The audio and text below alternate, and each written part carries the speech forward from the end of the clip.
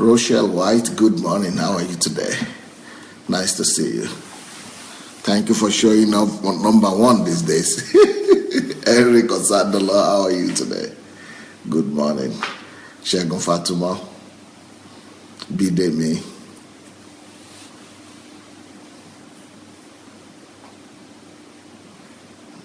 Joyce Arrow.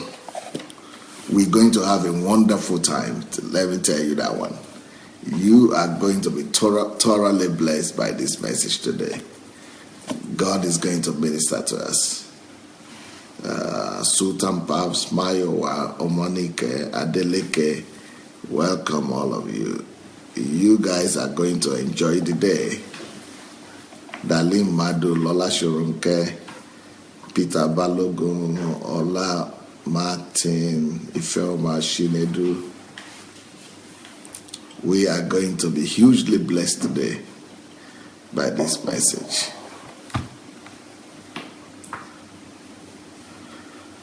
Joyce Arrow, Gerzon Fuentes, Daniel Atzenga,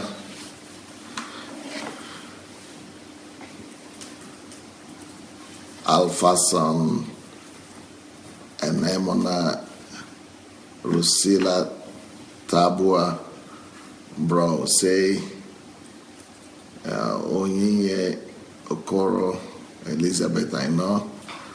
Well, Andrew Van, welcome everyone. Now, as we are beginning to start this message today, I would like to ask you, as usual, to go look under this video and you will see a share button there. Let's go ahead and share the button. Let's go ahead and share the message. Yep, go share the message. Go share the message, because you're going to be happy you did. Especially write your comment on top of it, or you might want to write some remarks to encourage people to join or to watch. Today's message is going to be a continuation of what we started yesterday, I think, or a few days ago. But today I'm rephrasing it a little bit. Today's message is why the message of miracles and breakthroughs must be replaced by the message of delayed gratification. Why the message of instant breakthroughs and miracles must be replaced by the message of delayed gratification. Like I've said several times this week, the message of breakthroughs and miracles and instant miracles, signs and wonders have really brought destruction to the African continent. It has brought shame, it has brought underdevelopment and exploitation to our people. It has really, become a laughing stock for people. So the messages of overemphasizing miracles, signs and wonders must be replaced by values. When we begin to teach our people that great things come to those who wait. It's high time for us to begin to let people know that great things only come to those people who wait, who can restrain and refrain from instant gratification, from trying to get something immediate satisfaction. The ability to delay your satisfaction, your pleasure, will actually increase that pleasure. It will actually increase and make it better. It will make your gain better. But talking about the message of instant gratification that must leave our pulpit and must be replaced by delayed gratification. And the reason and why the thing that this instant gratification is hinged on is miracles and all those promises of miracles and promises of breakthrough, but it's the direct opposite of the gospel of the Lord Jesus Christ. Now, let me prove this to you from the scripture. I really want to take my time today, and I pray I will not get emotional today, because when I get emotional, I just go on and on. But I really want to take my time and just talk to you coolly from my heart I know that we are going to the new year and everybody is saying Happy New Year and all that now. But you know what? I'm so focused on what I'm doing that I don't have time for all the kind of congratulations. But all the same, Happy New Year. We'll be having our, tonight we'll be going to the church to do all night, what do we call it, crossover night service. And so that will be an exciting time here in Kyiv. And we'll be transmitting that as well, broadcasting it live. But how do I know that the message of instant gratification and miracles and too much emphasis on miracles and breakthrough is a deception and it's against the gospel of the Lord Jesus Christ? Even though God is a miracle worker, even though we believe that Jesus is a miracle worker, but what is happening and what is being practiced in our churches today is a counterfeit. It's a counterfeit of the gospel that Jesus preached. Jesus never preached miracle-focused gospel. He never focused on miracles. He focused on the message of the kingdom, and miracles followed. He was teaching people. He was preaching the gospel of the kingdom, and miracles just happened. They followed him, because he was a carrier of the presence of God, and the presence of God did the miracle. But just to prove the point that the miracle craze mentality of our pastors today, that is not biblical. Let me use Jesus' example, okay? Now, in Matthew chapter 4 and also Luke chapter 4, you all know this story of Jesus being taken to the mountain, to the wilderness to be tempted. So Jesus was led to the wilderness to be tempted by the devil. And after fasting for 40 days and 40 nights, he was hungry, the Bible says. Now, in verse 3 of that Matthew chapter 4, it says, now when the tempter came to him, the tempter, that is Satan, came to Jesus, he said, if you are the Son of God, command that these stones become bread. Instant gratification, isn't it? Miracles. So Jesus had the same temptation like a lot of men of God are having today. But we are falling into this temptation face on, head on. But Jesus was able to discern and was able to actually differentiate when miracle is necessary and when miracle is a temptation. When miracle itself becomes a distraction. Jesus was able to differentiate when to do miracles and when it is off the board to do miracles, when it is wrong to do miracles. But in our churches today, it's almost like you only go to church for miracles. It's almost like the only reason the church is existing is just for miracles. And right now, our pastors are falling over each other to prove who is more anointed for miracles. And almost everyone wants to prove and to the others that yes, I am the real miracle worker. I am the real one. I am the biggest miracle worker here. I am the biggest prophet in town. And so we have reduced miracle and miracle working to be the sanctioning body, to be the endorsement for the so to call from God. But it's not. If a miracle, the ability to do miracle had been the endorsement, this was Jesus' chance to be endorsed or to be recognized. But he did just the opposite. He rejected the offer. And let's pay attention to who was offering, said Jesus, this one. Who was offering Jesus the opportunity to be endorsed through miracles? Who was offering Jesus the opportunity to demonstrate his authenticity by miracles? Who is he that was proposing miracle as the way for endorsement? It was not God. God was not the one that was proposing a miracle as the endorsement. It was Satan. It was the enemy of God. Satan is actually the one that is always pushing you to use miracles as your endorsement.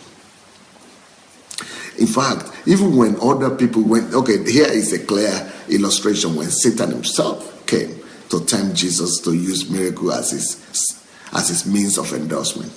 But there were other instances when the humans were the people who were tempting Jesus and suggesting to Jesus to use miracles as his endorsement. You remember when they came to him and they said, what are the signs that you are the Son of God? Will you do some signs and some wonders to let us know? I mean, Moses did that sign, this one did that sign. What signs will you do to make us know that you are the Son of God? And what he said is that evil and wicked generation look for signs and wonders. Evil and wicked generation. So all the people that we call church members today, you want to hear Jesus' opinion about who they are? He's not seeing them as church members. A lot of them in his eyes are only evil and wicked generation. And we are saying they are church members. They are the biggest titans. They are the leading church members.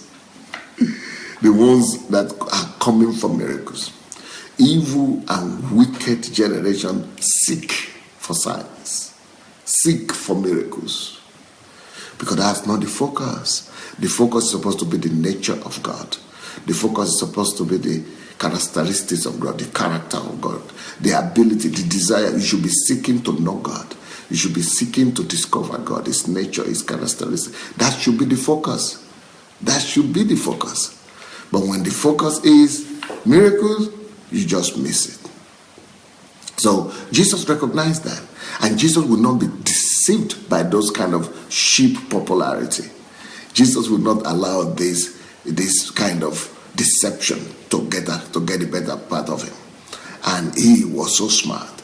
Because, look, can you imagine? He's been fasting for 40 days. He's not been eating.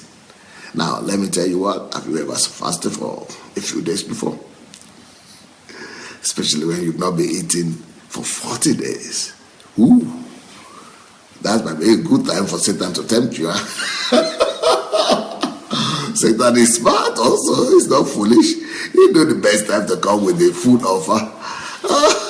When you've not eaten for 40 days, ooh, there is nothing else you desire than food. The food offer came at the right time. But Jesus did something that we have to learn today and that we have to return to our pulpits today. He decided to delay that gratification. That is the practical example of delayed gratification. Jesus delayed the gratification. He postponed the gratification. He denied himself for the moment because he knows that he who laughs last laughs best. He knows that he doesn't have to be now when the pressure is so high. It doesn't have to be now when, and when we think about what do you call it? When we think about temptation, Jesus being tempted at this particular instance, we normally would think that it was, because it says here that the tempter came to him. We would normally think, who is going to be the tempter this time? You be the tempter this time. You don't want to be? You can be one? Okay. You're going to be the tempter. We're going to have a black tempter this time. You just go to the back so that you can be visible a little bit. Okay, yeah, that's it. So let's say the tempter came to Jesus. Now, Caroline came here. I'm Jesus. She's the tempter. What we normally think is that Jesus saw Satan physically as the tempter. You know that's not what happened? Just Satan tempted Jesus just the same way it tempts me and you. The same very way it tempts me and you through my own thoughts. So the reason why he's saying it came to him here, it just, it actually came to him, but it's not physical. It's just in his thought. But he was able to recognize it. So not all our thoughts and the suggestions that we have in us are right. That is the proof. So it's not like Satan saw him that Satan, Jesus saw him and said, this is Satan. Oh, yeah, of course. Satan is not so stupid. And it will be stupid to even think that Satan will come and say, okay, let's make a deal, and Jesus will make a deal. Even if Satan comes to you, you will not make a deal with Satan like that physically. If Satan comes to me physically or comes to you physically, you are not going to agree. You know it's Satan. Satan always disguises himself, because it says that Satan comes like an angel of light. So you will not even know it's Satan. You will think it's you.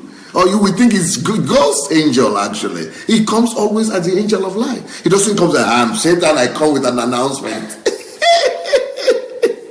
He doesn't come announcing himself. Or he doesn't come to say, okay, this is me, Satan. Okay, now I want to tempt you to do this. That would be stupid. Then there is no temptation in that. The fact of the temptation is the fact that Jesus would not immediately know that these thoughts are not from him. So what happens is the thought. It's just the thought comes to him. So when the thought came to him, he could have justified the thought and said, "This is me. This is my thought." He could even be saying it is God's voice. He could even be saying, "Oh, this is God trying to give me an idea." So that is what we are supposed to be able to acknowledge today, that all the idea of miracles, all those things that are coming to us, some of them might be Satan actually sending them. So the push to do miracle, the drive to do miracle, a lot of time might be from Satan. Thank you. But not from God. So the pressure, when you are under pressure to perform, normally that's not the time to do miracles. That is normally a time for you to know that Satan is at work. And with what is going on in Africa right now, I think it is only very clear to everybody that all the Pentecostal churches and all these charismatic churches, what they are doing, trying to outdo the other one with miracles and trying to, do crazy stuff and do announcements of miracles. All those things are a proof that it is Satan that is at work. It is not God that is at work anymore. It is Satan that is at work. But unfortunately, with a lot of us, with a lot of gullible Africans, anything that is miraculous, anything that makes people to come and testify, anything that makes people to get the microphone and say, "Oh, I got this, I got that," it must be from God. If it's a miracle, it must be from God. If it's good, it must be from God. But we see now that even this was not from God. Even with Jesus, even though it was going to be a good thing, he has been hungry. If God or if Satan, if that situation could have happened to you and me, even me or you, we all could have thought that it was God. I've been fasting for 40 days. First of all, it's not when you are fasting for 40 days you are expecting Satan. You say, "No, I'll fast and pray. I've definitely thrown away the Satan. All the Satan, no Satan should come across. Should come near right now, because I've fasted and prayed so much that Satan should even be afraid to come near me." Well, sometimes it is where we have much spirituality. Sometimes it is where we have all these emotions, spirituality, all this, thick atmosphere of spiritual manifestations. That is where the most Satan is. In most cases, it is where you have the most demonstration of spirituality, where you have the most crowd. In most cases, that is where Satan is mostly seated. Now, you say all over Nigeria and Africa, many people are doing what? Many people are busy going to some mountains and to some camps right now before the new year. Everybody wants to meet the new year in the church. Some people have been there for the past 2 weeks. They are not going to work. They are not getting anything. They are going to just be on the mountain somewhere. Some of them have, been, in their campuses and their camps and doing conferences. They have just been locking themselves up, looking for, and they are thinking they are safe from Satan. And they are thinking that is the best place to be, because God, the man of God, is doing miracles, and people are fasting and praying. So Satan shouldn't even be near here. They are going to be protected. Well, guess what? Even with Jesus, he couldn't be protected from Satan. Not just on regular days. He couldn't even be protected in his most powerful days, when he was fasting and praying. Even after 40 days, not just 10 days or 20 days of fasting. After 40 days of fasting, Satan didn't even go away from Jesus, and Jesus couldn't escape Satan. What does that tell me? It tells me that any craze, or most of our craze for miracles, whenever people are crazy for miracles, whenever people begin to look for miracles, most of the time they are inviting the enemy. Most of the time they are inviting Satan. It is that craze, it is that, expectation, it is that drive for miracle. You are laying the table for the enemy. You are actually laying the table for Satan big time. You are actually open the gate for him. You are opening the gate and putting before him a red carpet, and you are just telling him, yes, here we are, we're all ready. Because in that kind of atmosphere, people are so gullible. Because in that kind of atmosphere, people are so naive. In that kind of atmosphere, because they already think that God is here anyway, so they assume automatically that everything that happens at that moment is from God. So people automatically assume that all these moves and all these cries and all these noises, they must be from God.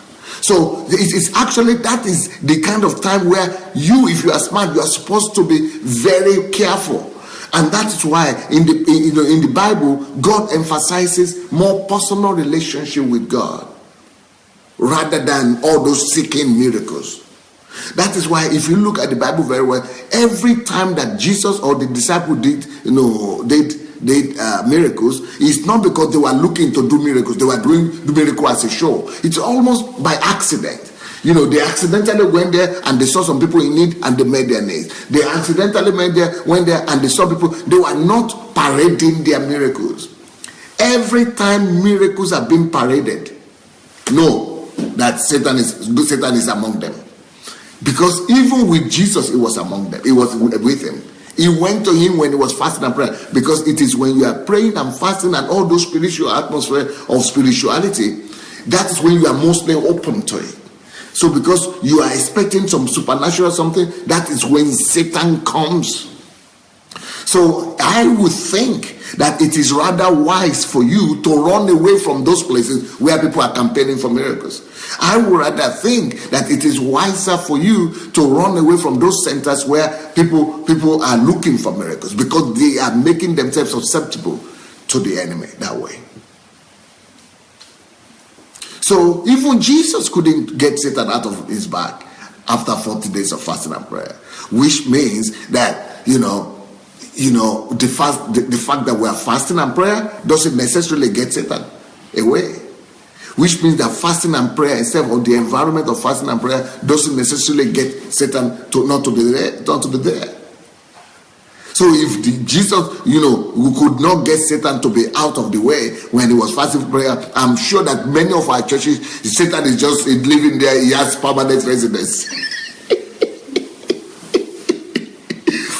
So when we now begin to look for, signs of miracles and things, it comes into operation and begin to do all kinds of miracles and signs so that you will think it's God.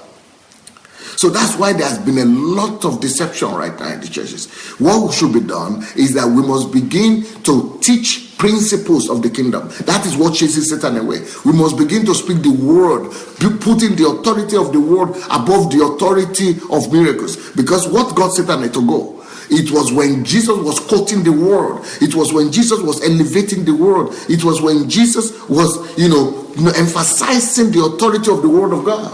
It was when Jesus was, it is written. It is written. That is what got Satan to be away. But where we make, it is written to be secondary. Where we make the authority and the integrity of the word of God to be, just somehow there. And when we make miracle to be our focus, when we make signs and wonders to be our focus, we just open ourselves off for destruction. And we see that kind of destruction even among the men of God. Even some of the men of God, they are the victims. I went to do a little research this morning about miracles in Africa. You can't believe what I saw. Outrageous stuff. Outrageous things I saw in Africa in the internet. So even the pastors themselves, even the men of God themselves, they are now the ones who, with all the What is, Satan himself is living in them. He's not just tempting them. That's the impression that I have. I have the impression that Satan himself has taken over, not just the churches, but the men of God themselves. They have all been taken over by Satan. Because the kind of things people are doing right now in churches, it just confirms this thing that I'm saying, that whenever we are miracle crazy, whenever the only thing we are doing is to look for miracles, we lose at the end of the day. I mean, Satan comes and have a heyday. Look at this one, for example. Look at this picture that I saw. This is a so-called pastor, Pentecostal pastor in South Africa, that's making his church members to eat grass. And these people, because it is the man of God who said it, human being. These are all grown-up human beings. Human beings were actually going to eat grass. That is what the emphasis on miracle-centered gospel will do for you. That is what, miracle-centered gospel will do for you instead of principle-centered gospel. This is why the focus on miracles and breakthrough must be replaced by values and like delayed gratification. Because why is it that these people, they are coming from some houses. These people, I'm sure they finished some schools. I'm sure they are educated. I'm sure they are working somewhere. I'm sure they have, they are normal human beings on a regular day. But regular human beings with brains, they suspend their brains when they get to the church. Now, this is the extreme example. These are extreme examples, right? But some things are happening not as extreme, but in a subtle way, but they are still the same thing. It is still the same thing happening. And people believe that this is God because they are men of God are doing miracles, and because they are seeing testimonies, and because they are, they believe that the men of God cannot do anything wrong. So when we put the authority of the man as the ultimate, these are the kind of things that happen. When we make the authority of miracles to be the ultimate, these are the kind of thing that happens. By the way, I want to challenge everyone to go and share this message. Let's go ahead and share this message, a link to this message. You have the right to do it. You have to get the freedom. You have the freedom to do it. So if you look under your video, please go ahead and press the share button. Press the share button, you'll be able to share this. So African countries are inundated by all these miracle workers. African countries are just overwhelmed. They are just occupied. The churches in Africa have just been hijacked. Believe me, the churches in Africa have been hijacked. I don't know that in any church this message is being preached, that there are times when miracles are wrong to do. That it is not all the time that miracle must be preached. That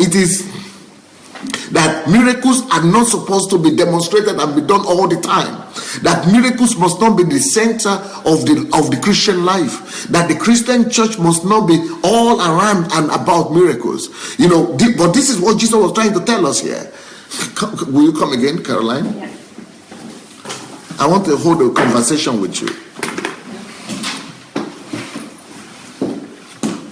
What are you hearing? You see yourself, you have to make sure that you are visible. What am I hearing Jesus to say? For example, he was hungry. Mm-hmm. Let's say you are Jesus. You are hungry right now. Okay, just fasted. Let me put it. Yeah. Just fasted. And now you are hungry. Now I'm bringing food to you. Mm-hmm. No Satan this time. Because, like I said, it's not Satan. It's just the thought to get food. Mm-hmm. And Jesus knew that no, this is not the time for miracles. Mm-hmm. Yeah. He declined his own request, the request of his own flesh for miracles. His own desire. He will not be driven by hunger. Hunger is not a reason. Hunger is not enough an excuse. So when people in our country tell us that economic difficulties are enough reasons why people are flushing into churches looking for miracles. Yes, they should flush into churches, but not to look for miracles, but to look for God. When we now say economic difficulties and recession is enough reason why people are doing fraud, or why people are being armed robbers or thieves, it is not true. What people in our country say, oh, we can understand these youth who are messing up, who are doing the wrong thing. Oh, pastors, all these pastors, the fake pastors are all over the place. Oh, because of economic thing. It is the reason why we are all doing what is wrong. It's not the economy. It's not what is happening outside. That is the factor. It is the absence of the values within that is the factor. It is because there is no value like delayed gratification. That is why people are doing the thing that they have to do, what they need to do, just to survive. But Jesus needed to survive now too. He was hungry. He needs to survive right now. He is hungry. He needs to survive. But he will not be driven by his instinct. He will not allow instinct to take the better part of him. He will not allow hunger or any pressure from outside to dictate his value system for him. So he rather embraced the value of delayed gratification. So, and our churches today must embrace this value of delayed gratification. The churches and pastors today must begin to tell their members that no, it is not miracle that you need right now. What you need right now is values. What you need right now is patience. What you need right now is hard work. What you need right now is diligence. What you need right now is the ability to perfect your act. What you need right now is to be able to do quality products. What you need right now is to learn the process of production. What you need right now is the loss of money. What you need right now is the ability to produce something. What you need now is not miracle. What you need now is not blessing. But it's almost like the pastors themselves are being held captive by the people. The people are coming to demand for miracles, and they have become like surrogates of the people. The pastors have become surrogates of the people, and they are hijacked by the people. And the people are telling them, oh, pastor, bless me. Pastor, pray for me. It's that they don't have any option. It's that they are under pressure to perform. But Jesus was under that same pressure too, and he will not perform miracles because there are some things that are more important than miracles. Values are more important than miracles, and that's what Jesus just demonstrated. He demonstrated the value of endurance. He demonstrated the value of perseverance. He demonstrated the value of long suffering. He demonstrated the value of patience. He demonstrated the value of delayed gratification. And so these are the things that we are supposed to be demonstrating to our people, and rearing these values in our community, in our churches, in our country.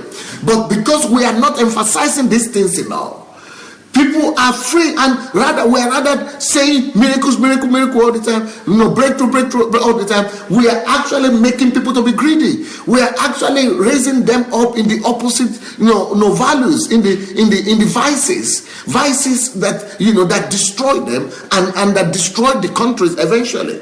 So so when crazy things like telling members to do all kind of crazy, to bring money offering, prophet offering, first fruit offering, faith offering, people are ready to do the same thing. So here now, please sit. When I hear, for example, they are eating grass, but some things people are not eating. Maybe people are not eating grass in your church, or maybe people are not eating grass in some churches. But when they are telling you to be bringing first fruit every year or every month, it's the same foolishness as eating grass.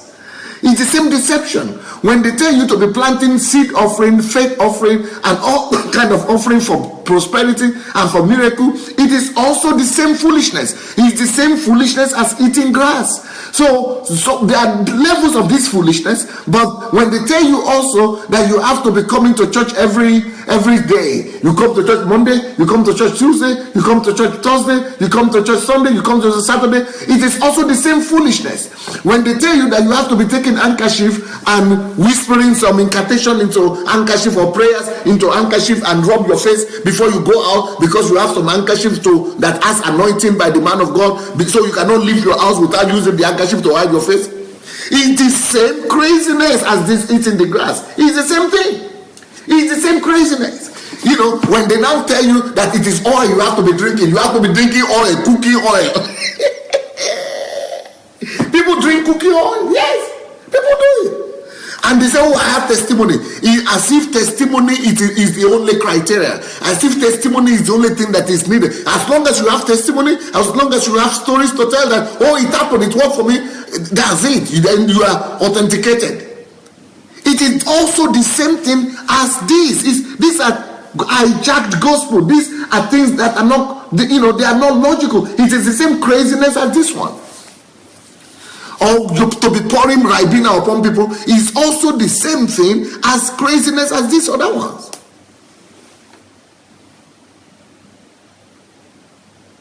Look at another one here.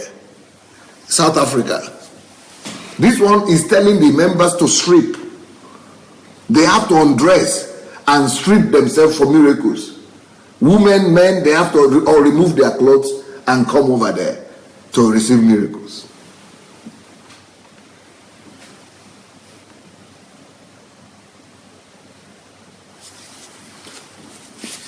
Because the craze for miracle has replaced the craze for God. They drink petrol, eat grass, flowers. Some of them are even telling their members to eat fire. Look at this one. She's been told to put fire in her mouth, and now she comes back and people are doing it because she's testifying. Can you see the fire?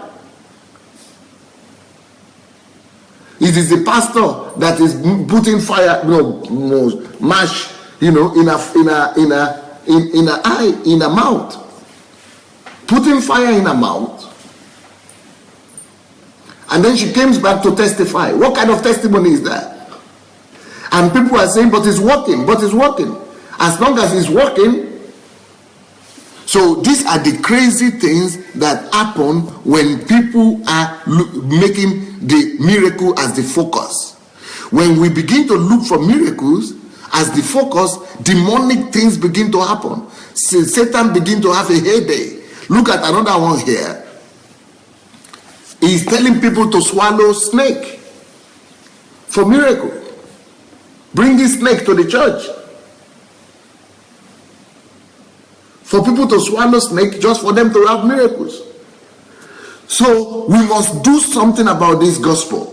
This miracle, breakthrough, focus gospel, we have to do something about it. And I don't care how many people are going to attack me. I don't care how many people are going to hate me. I don't care how many people are going to backsmouth me. I must talk about it because nobody is talking about it. We must talk about these things. We must replace the gospel of seeking miracles, signs and wonders with the gospel of the kingdom. We must return the gospel of the kingdom to the church.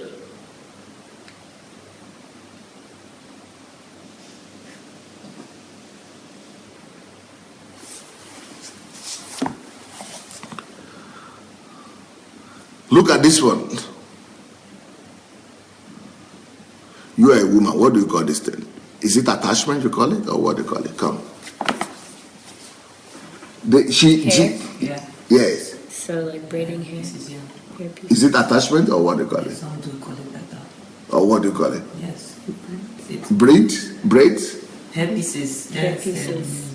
Hair pieces. This one she has to be eating her own extensions. So that she will get miracles. And they are doing it.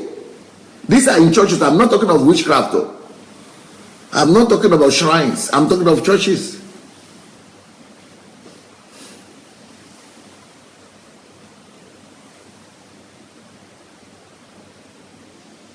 So this, you might be saying, no, we don't have that in our church, but you have it in other forms. Maybe they are telling you to bring offering 2 times a day or 3 times a day. They are telling you to bring offering in every meeting. Don't you know that is manipulation already? Don't you know somebody is telling you to bring first fruit first morning? And if anybody deserves your first fruit, it's your parents. Your parents who gave you education. Your parents who sent you to school, who paid everything for you. Can't you sense that is exploitation? They are telling you to put oil in your gas instead of your gas, petrol, instead of petrol to put oil. Don't you know that is crazy? Oh, everything is possible for God. Yes, we know everything is possible for God, but please.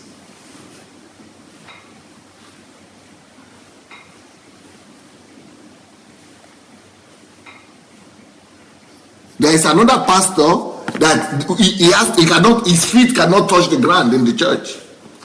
His feet cannot touch the ground. Either they will carry him on the back like this, or he will stand, members will lie down and he will walk on them. And so anybody he walks on, they will expect to receive miracles.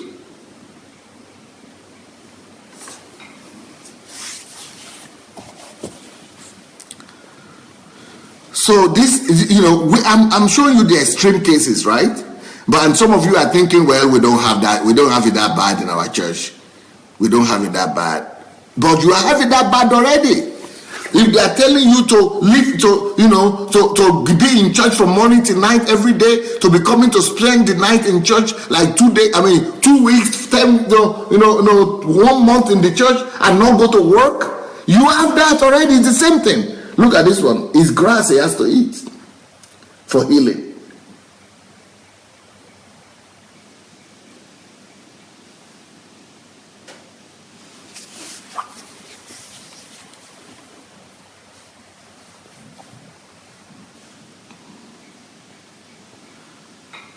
So all kind of crazy stuff.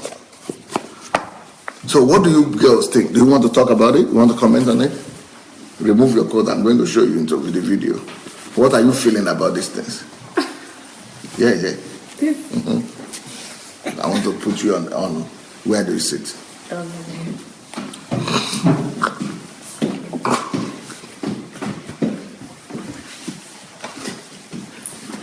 So I'm sure that for a lot of churches, things are much more subtle, right? Things are much more disguised.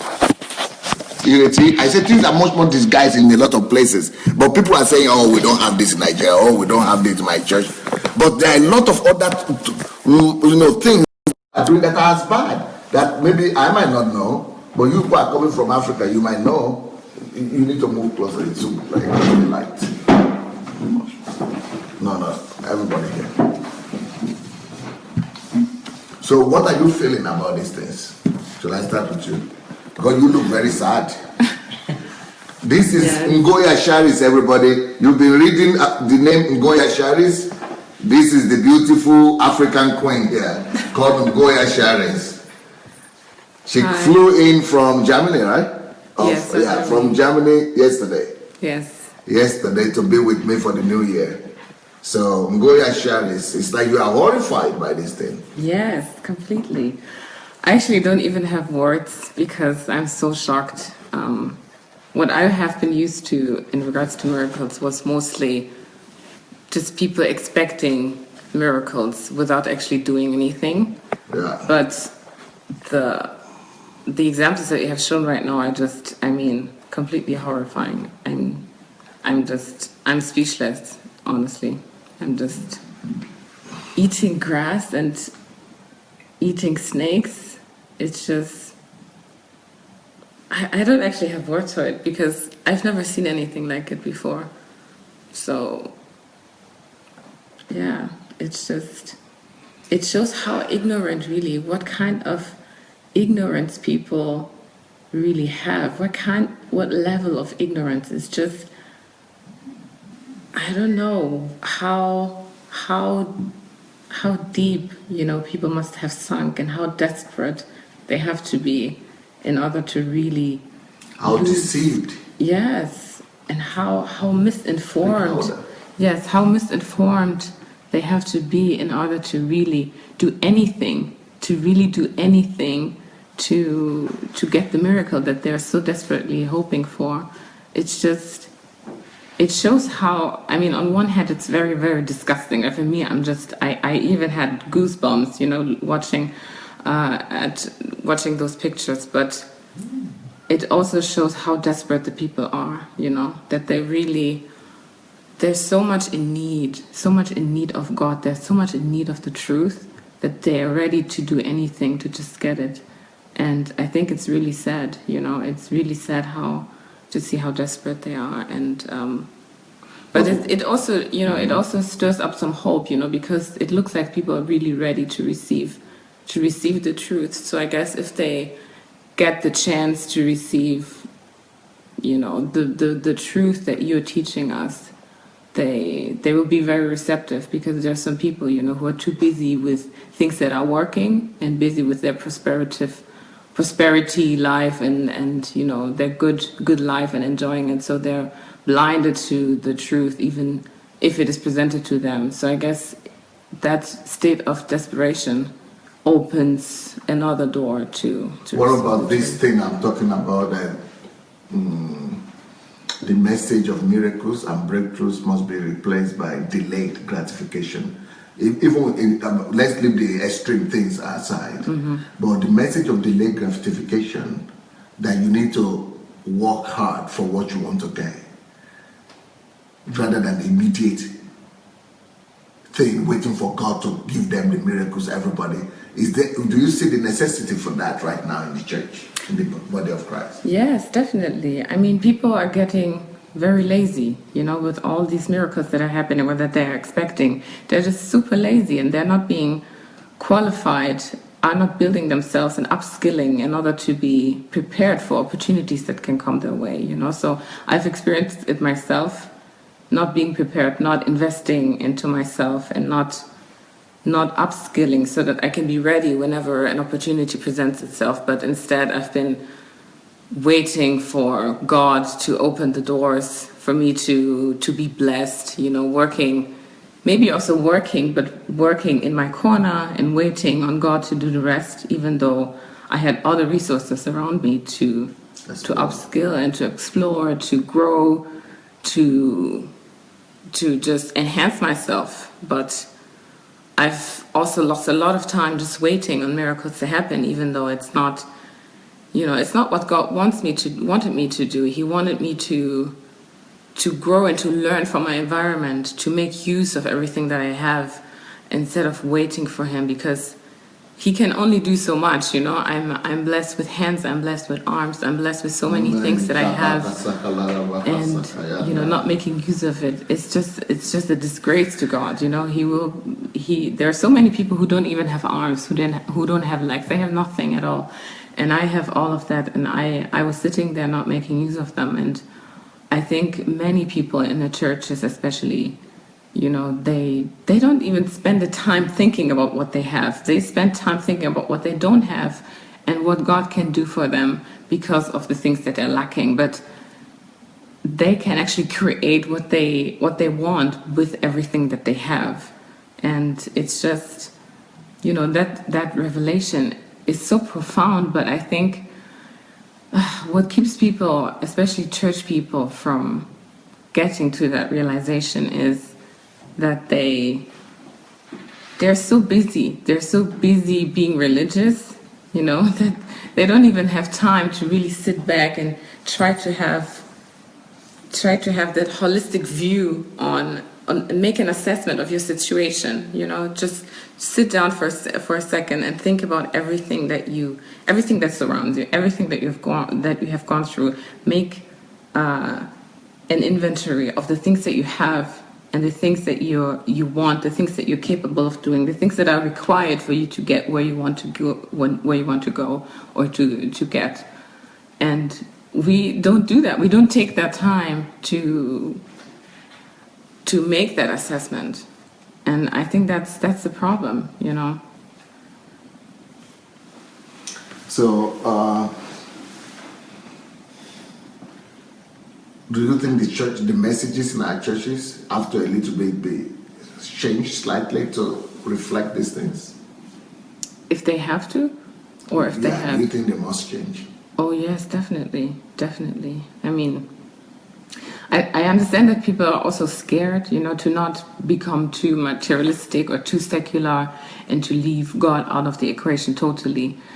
And so there always has to be a balance, There always has to be a balance between the physical world and the spiritual world. And we need to create that balance. We definitely need to create that balance in the churches. Thank you so much, Sharis. Shorunke.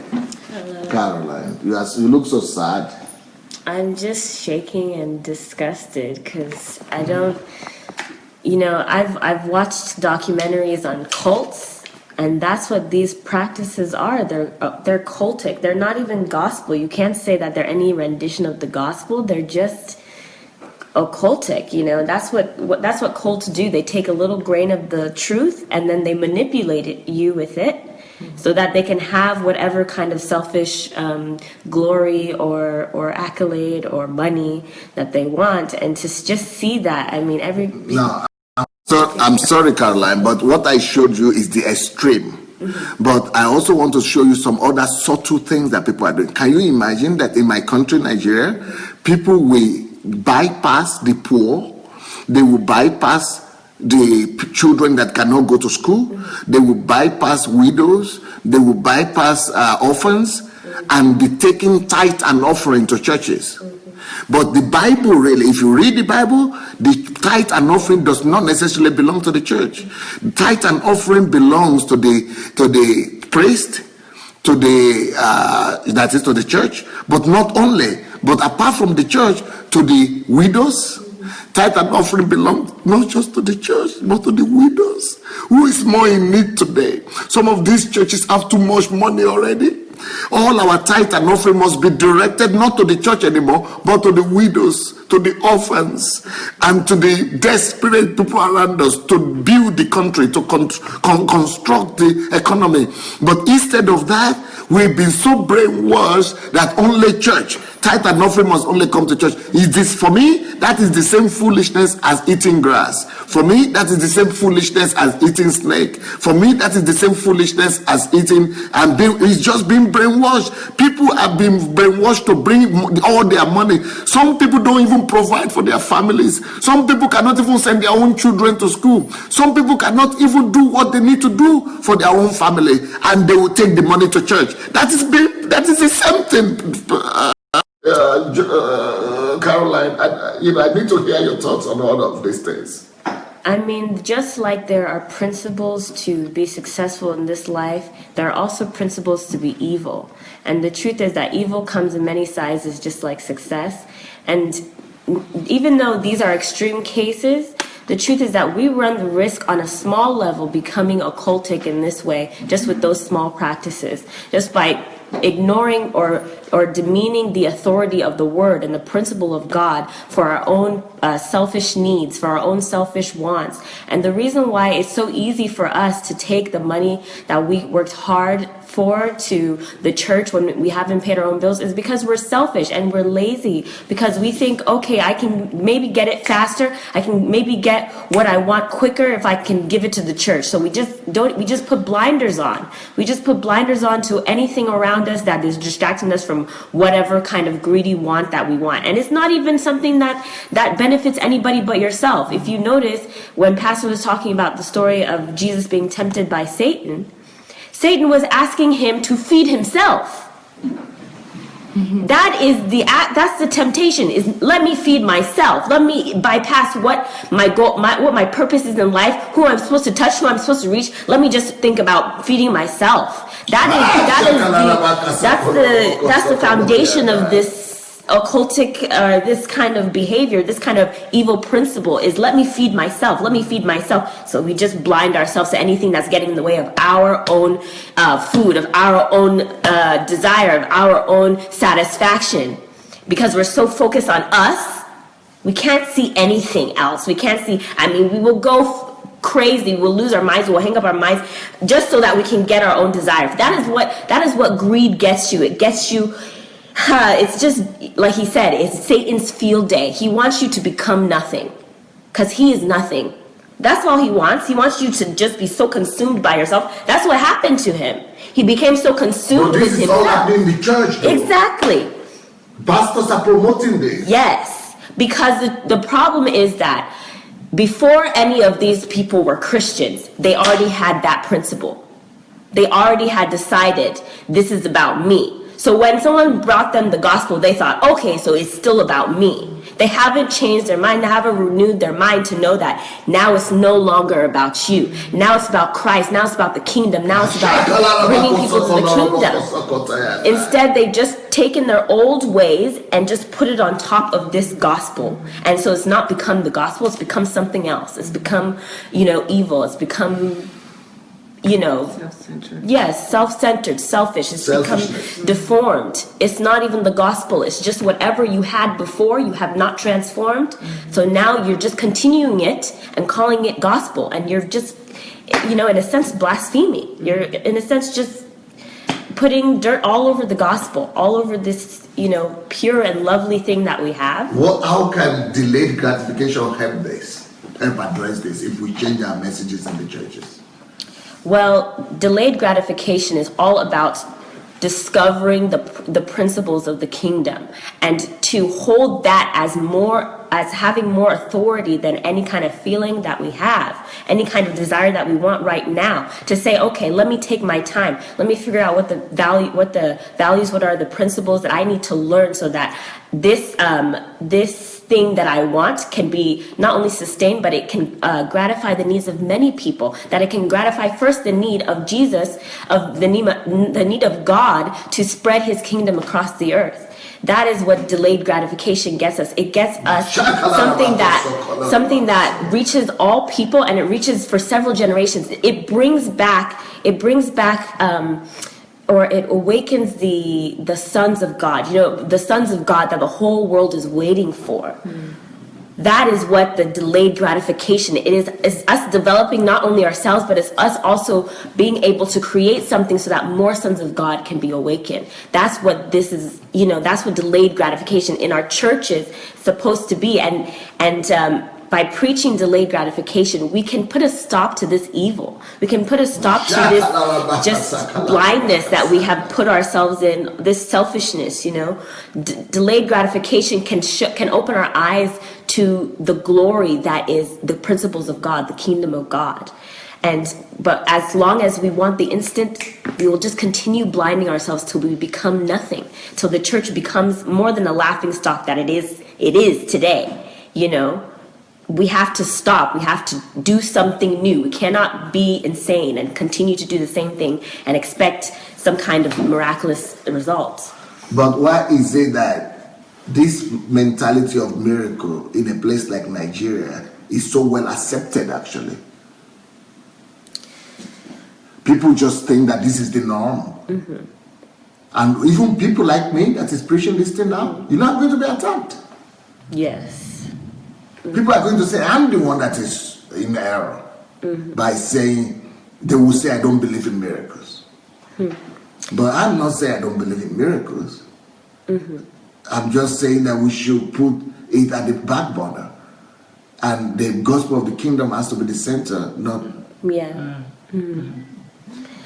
Yes. I really liked what Caroline said about the self-centeredness, because if you think about it properly, if you're focused on self and you're not focused on someone else, and you're doing something that will benefit you, and you're being criticized by doing so, it shows you as someone who is guilty, because what you're focusing on is you yourself. But if we try to change the message into something that is outwardly looking, into that the kingdom is, about someone else, looking after your neighbor, looking after the person next to you, instead of looking for miracles that will benefit you only. It changes. Because love is about other people. Exactly. Loving others before yourself, yes. Putting the interests of others above your own interests. Yes. And so you ask yourself, if I get that miracle, how is it going to help the person next to me? What kind of testimony am I going to bring to the person that is going to set her or him free, that is going to give an answer to their problem or a solution to the problems or questions that they have. And so I think if people start looking at their neighbors instead of themselves, it changes the entire message. It changes the perspective, because what we have right now is mostly, how am I going to benefit from it? Just like Caroline said, what gratification is it bringing to me? How satisfied am I going to be? How happy am I going to be? If I give that donation, how good am I going to feel? So it's more, it's really self-centered, just like you've said. This is like something that really sparked the light in me. It was like, this is it, because we are looking for happiness. We are basically doing what the secular world is doing. We're trying to be happy as much as we can. Even in the illegal way, illicit ways. Yes, because that's the message that we hear all the time. That's the message that we hear everywhere. The purpose of life is for you to become happy, the pursuit of happiness. What does that mean? How do you feel?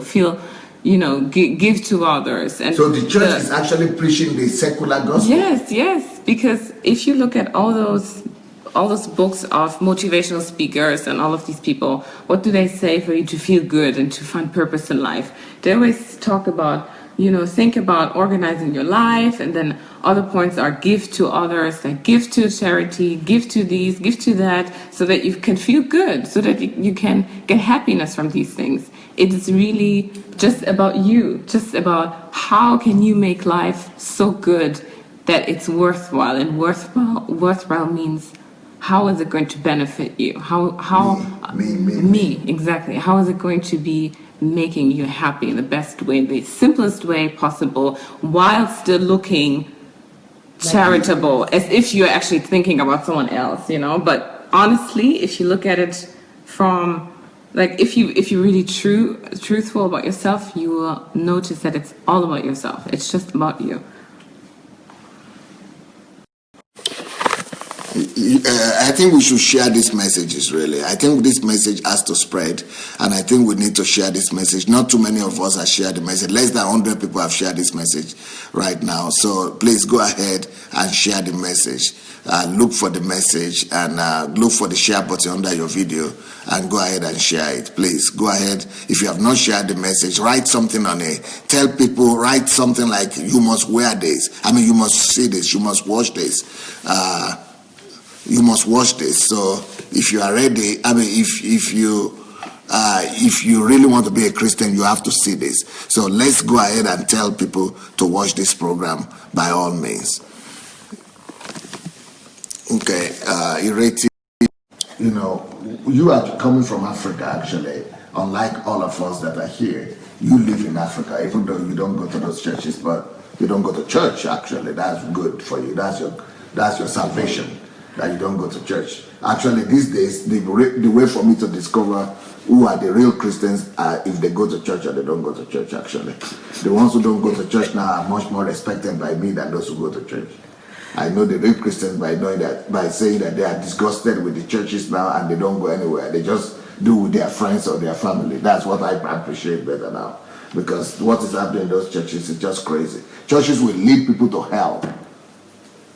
Churches don't lead people from hell anymore. It leads them to hell.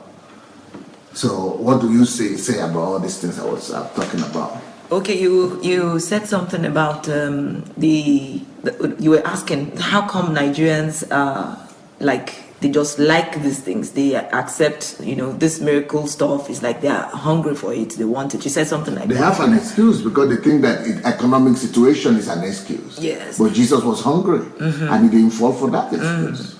And the thing is, in Nigeria generally, and I think maybe a large part of Africa, we are believers. We like to believe. We like to believe, in something. So it's always like, instead of having solutions, we just believe without knowing the process, how it's done.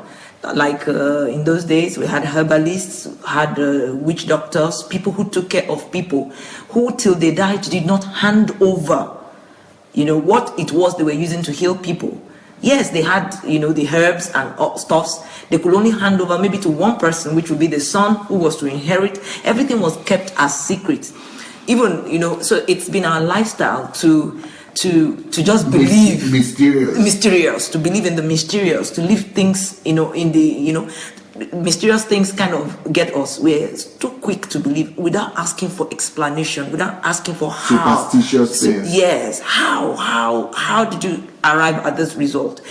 So that it's not just what I gain now, but what I have gained, so that I can use for other people or use at a later time. So, and when that is the case with people, it means they will have to keep coming back, keep coming to the same source, for these miracles. If it happens once, if what they're looking for happens once, then they get stuck to this place and to this pastor, and then they keep coming back. So it's like it pays the pastor, the GO, the whoever that is entertaining them, to come. It pays him, because the moment you get a miracle, then I become your miracle worker, and then you have to keep coming back. So I think generally, like, the problem we have is just this, not being inquisitive enough. They're not having this nature of wanting to find out what exactly is, how do we arrive here? In maths, it's possible to, do in your objectives, they just ask you what the answer is, and you just put you work it out, and then you put the answers. So if you're lucky, you couldn't work it out, but you pick the right answer, A, B, C, or D, then you've gotten it. But in real life, what works is for you to know how you arrived at that, how your maths, how you arrived at that, so that's the problem we have. We often are not keen about getting the answers. How do we arrive? The pastor said some very interesting thing. He said, what is happening now is a counterfeit. Jesus was going about preaching the kingdom principles. He was preaching the kingdom. And so miracles that he did were just things he did because he met situations, he met needs.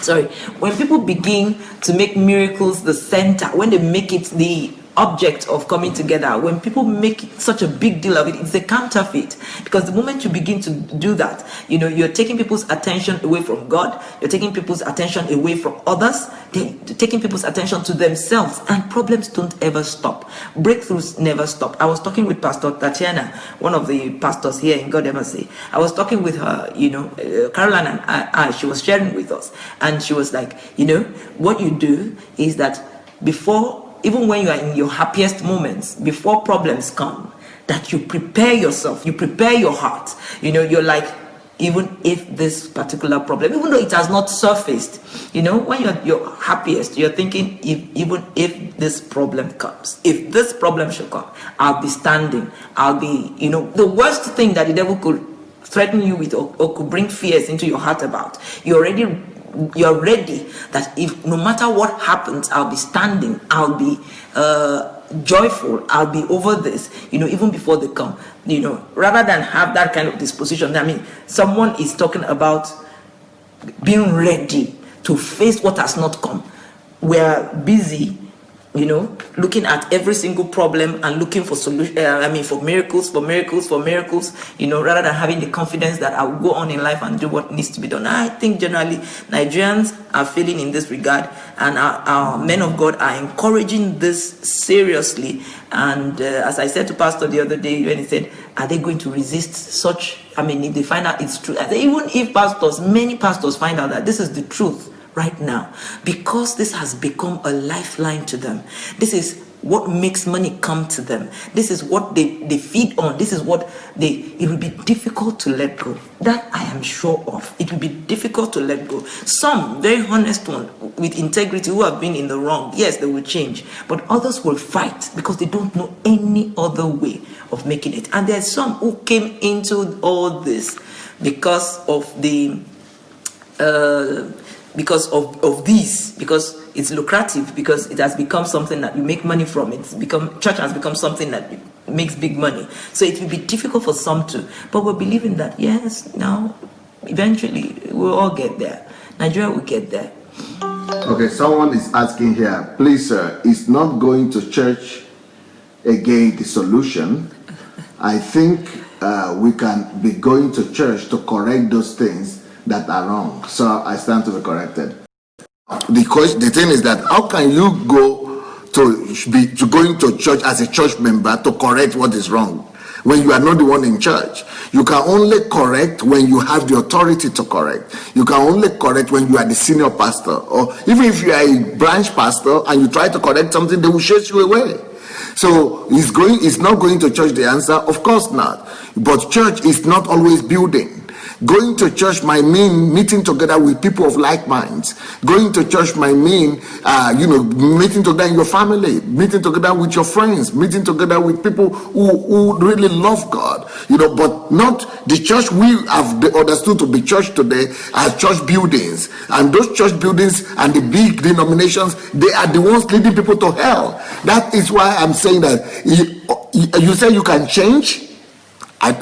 You have to be the proprietor of the church to change something in the church. You have to be either the senior pastor or the proprietor. Otherwise, trying to change the big practice of the denominations, you are actually compromising. That's what you are doing. You are actually compromising yourself. You are compromising your values. You are compromised. What do you say about that? How did you resolve that problem? Okay, like mine now, it's over 10 years ago that I left. Actually, it will be 11 years in January. Yeah, over 10 years. Yes, 11 years in January that I left church. And the organized church, the one we see. And since I left, about 8 of us left, so to say, together, and started fellowshipping together. We come together when we feel the drive and all that. And that has solved our needs, that has met our needs as a people, as people who want to know more about God, how to, what is it that God wants us to do, how do we survive in this nation. So after a while, we became just 6, So 6 of us from then till now find time to meet, to talk about our challenges in a corrupt world. How do we solve it? Because this is what is missing in the big church. You find out that you come there, you do all the routines and everything. You go back and nobody has been able to touch, you've not been able to relate, and which is the real fellowship we talk about. So there's no fellowship in the big church and all that. I'm not saying everybody should come out of church. That's not it. There'll probably be people who will be used from inside there, to come out. But since I got out of church, some of those things when they're talking about the problems of the church and all that, I just smile because I'm so not into it. I'm not trying to remove the thoughts because nobody is pouring the thoughts into me. Nobody is every day giving me the wrong things, and I'm trying to remove the wrong things, per day. I just seek the Lord and fellowship with brethren as I see fit. And sometimes not just the 6 of us. There have been times that based on groups, maybe like, you were couples together one time and all that, and you spent like a year meeting regularly. In fact, actually at that point we spent like 2 years meeting regularly, sharpening each other until everybody went their ways. So different fellowships form at different times, and as they form and it's time to move on, you move on. But I think this has been beautiful and has helped each and every one of us so much, so that when I came across Pastor and I read his things, because this is the things we talk about, that this is what the church should be about, this is what the church should be about, but no church is about it. How do we do it? How do we get it done? So when I read about Pastor, I read some of his stuff, I was like, this is what we've been talking about. All of us were like, there's a band like this that has practiced this. And I got in touch with him, and it was so beautiful because, Pastor is, it's just the real thing. No, like you get in touch with him, you'll be like, it's what you got from far. It's different from what you're getting now. No. So he was so real and all that. And we started like, you go and meet him. Let's be sure that what he is on the pulpit, what he is in his books, is what he is in real life. If that is the case, then this is the real deal. And truly speaking, when I came across him, and the first thing I sent him a message to let him know that, well, maybe it may be strange to you, but I don't belong to any organized church. And he said, wow, that's beautiful. That in itself confirmed to me he's not so religious that he will not see why some people may come out. So, as Pastor was asking, I don't think it's compulsory that everybody will go out. But the truth of the matter is, if you are somewhere that you don't have a voice, you cannot change things, and you sit down on daily basis, somebody is saying something about your father that is not true. This was what got me out of the church. I came out, I said, I can no longer sit down and hear somebody talk about my father, say things about my father that are not true, and I sit down. Heavenly Father. Heavenly Father, and he keeps saying it, and it's wrong. And I sit down and keep calm. And every day I go out. I said, because nobody will insult my physical father. And I'll sit down. I'll open my mouth and say, no, he is not like that. You paint my father as a thief. You paint my father as a crooked person, someone who manipulator. You are and you're up there, you're saying it. I can't stand up and say, no, I know him. We both know him. This is not how my father is. I imagine it. What I said when I came out, I said, look, if my big brother, who I respect so much, should stand up and begin to talk in the midst of people, and he begins to misrepresent my father. He's saying, our father wants, anyone who has money here, bring it. Our father wants this. And I don't know my father. I know how he said, that's my physical father now. I said, if I spare him the first time, I'll go to him after the meeting and say, bros, that's not how daddy is. And it was unfair to paint him like that. You make him that. If it continues, I said, no, that's how it is, and it continues. It's either I stop coming to this place, or I tell him to his face, stand out there, I said, no, daddy didn't send us this, and daddy is not like this, and daddy will not take anything like this from you. So I said, look, it can't continue, because I endorse this if I sit down and allow somebody to be doing the wrong things, saying the wrong things about my father every time, and I can't do nothing about it. So everybody's choice, but I made that choice, and since I came out, I have not had one day of regret, because every day I meet people who are in church. They are either the good ones are lamenting. The ones who don't know their left from right, they are misled. So when I see them, it confirms to me, thank God I am out.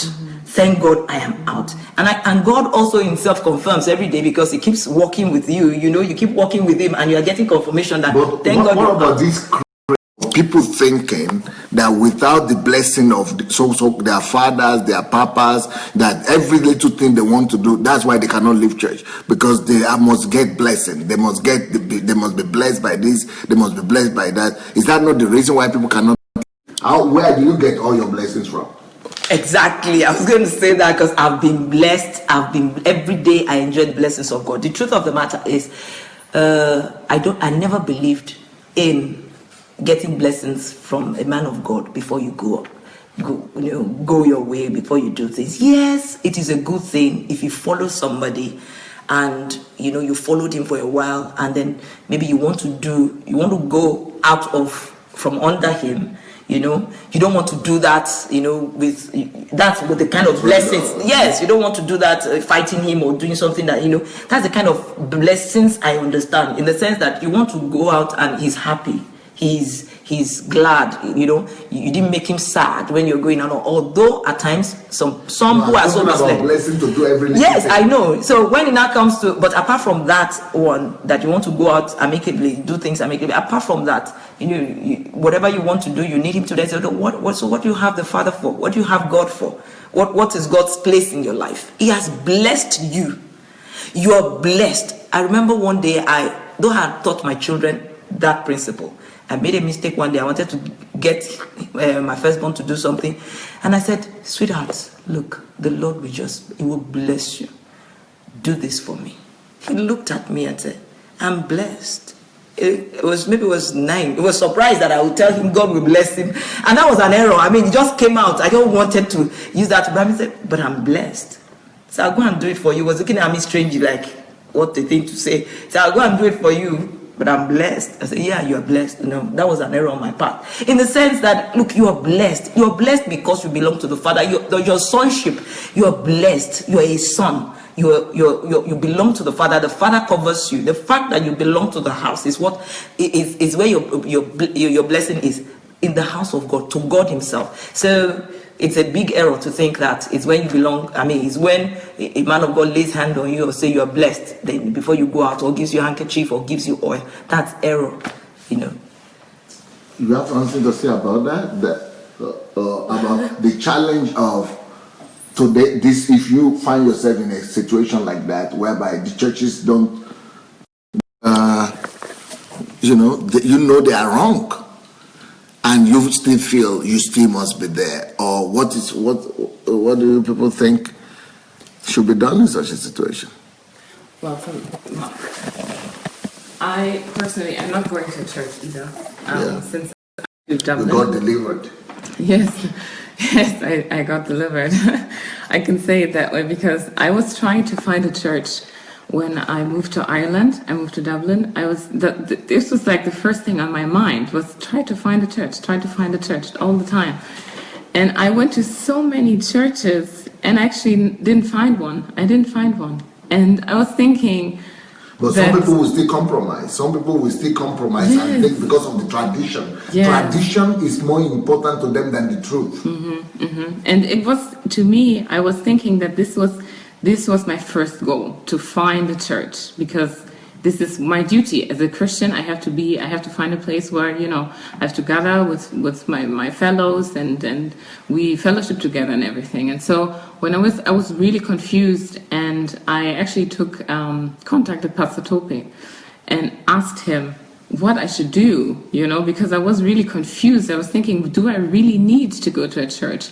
And when he then told me that I can have a relationship with God, it's not about finding a place to People go. now downplay relationship with God just because of church. And the focus was not even on God anymore. The focus was on church and finding just a place and having that definition of church and those four walls, and this is what you consider church. But it really is about you yourself and your relationship with God. And when you were asking about where do you find your miracles and get your miracles, I was thinking, it starts by actually waking up. Just waking up. Glory to and God. Being able to breathe every day, to see the daylight.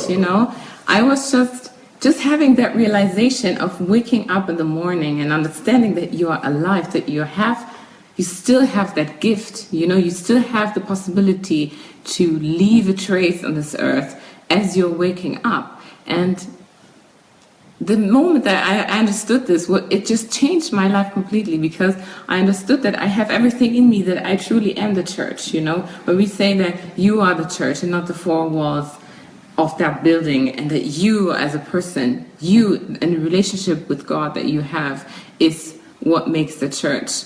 I understood that, everywhere I go, I can be a blessing. Everywhere I go, I can.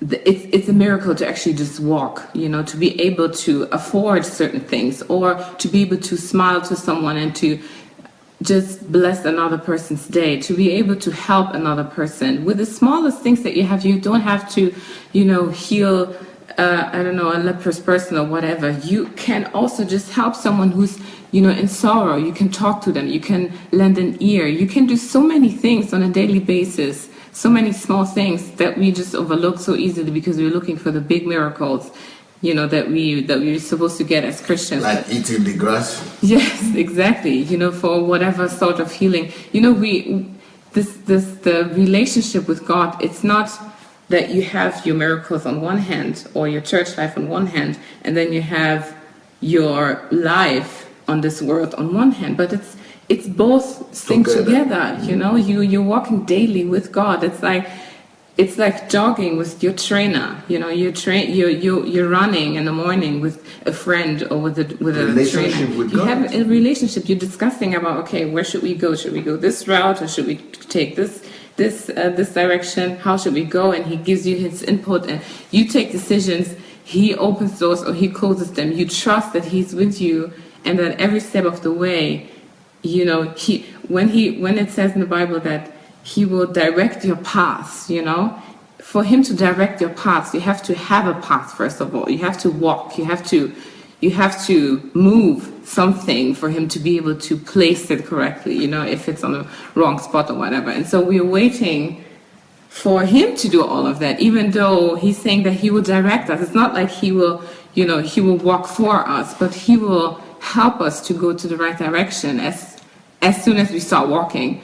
So this is where you can, this is how I see it. Then you fellowship with Christians also, different ways. Yes, and especially with with technology, because people say, okay, but the Bible said, do not forsake the assembly of your brethren. But that doesn't mean the church the way we see it today. In fact, there was no church the way the churches are today, denominations. There was nothing like that when that was written. Yes. When that was written, they only had house fellowships. They only have small groups. So when we think that what that scripture is talking about is church, the way we see it as denominations and big building, there was no building that time. Yeah. That time that scripture was written, there was no building. Yeah. That just means meet with Christians anywhere you can. That just means that fellowship, and that's what they say. Do not forsake the assembly. Assemble anywhere they assemble. Yeah. It's not church building. Yes. What we are thinking today. So it's part of the manipulation we're talking about. Yeah, especially with technology today, you can fellowship with so many people at the same time from different places all over the world.